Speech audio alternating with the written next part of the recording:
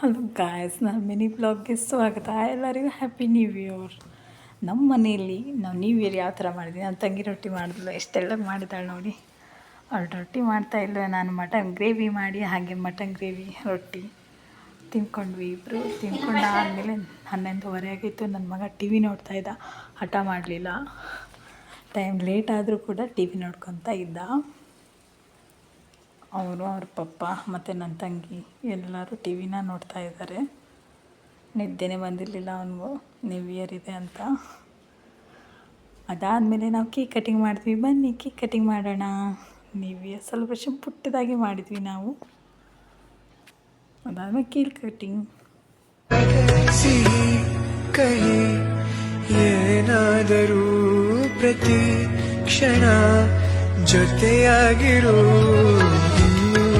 ಬೇಕಾಗಿದೆ ಒಲವು, ಇನ್ನೂ ಬೇಕಾಗಿದೆ, ಇನ್ನೂ ಬೇಕಾಗಿದೆ.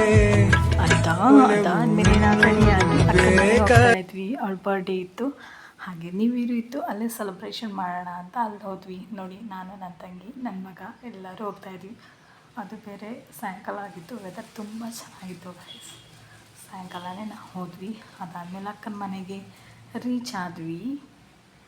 ಇದೇ ಬರ್ಡೇ ಗರ್ಲಿಗೆ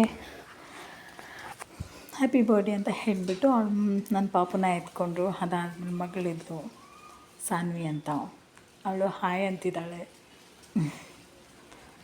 ಹಾಯ್ ಆದಮೇಲೆ ಕೇಕ್ ಕಟಿಂಗ್ ಮಾಡಿದ್ವಿ. ನ್ಯೂ ಇಯರ್ ಇತ್ತು, ಅಕ್ಕನ ಬರ್ಡೇನೂ ಇತ್ತು, 2 ಸೆಲೆಬ್ರೇಷನ್ ಮಾಡಿದ್ವಿ.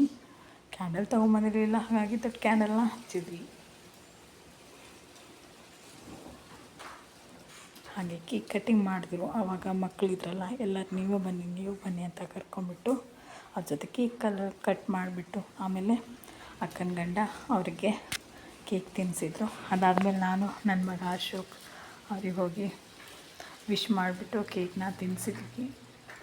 ಕೇಕ್ ತಿನ್ನಿಸಿದಾದ್ಮೇಲೆ ಅಕ್ಕನ ಮನೆಯಲ್ಲಿ ಚಿಕನ್ ಗ್ರೇವಿ ಮತ್ತು ಪರೋಟ, ಗೀ ರೈಸ್ ಮಾಡಿದರು. ತಿನ್ಕೊಂಡ್ವಿ ಅಲ್ಲೇ. ಅದಾದಮೇಲೆ ಮನೆಗೆ ಬಂದ್ವಿ. ನಿಮ್ಮ ವಿಡಿಯೋಗಳು ಇಷ್ಟ ಆದರೆ ಲೈಕ್ ಮಾಡಿ, ಕಮೆಂಟ್ ಮಾಡಿ. ಬಾಯ್.